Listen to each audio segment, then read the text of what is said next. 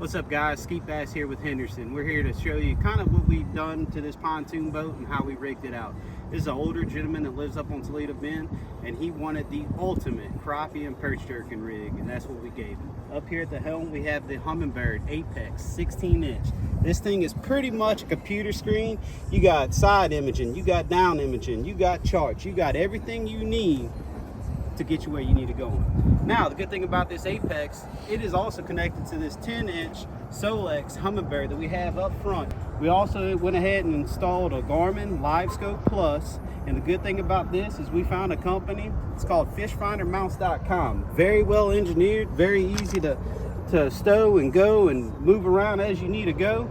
To deploy it, all you got to do is pull this pin, it folds on out, locks into place.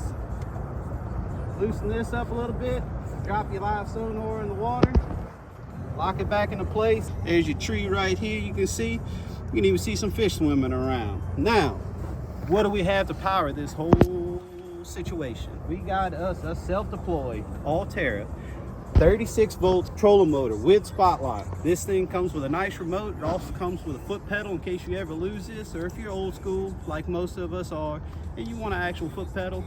It's an easy installation. One wire connects it all.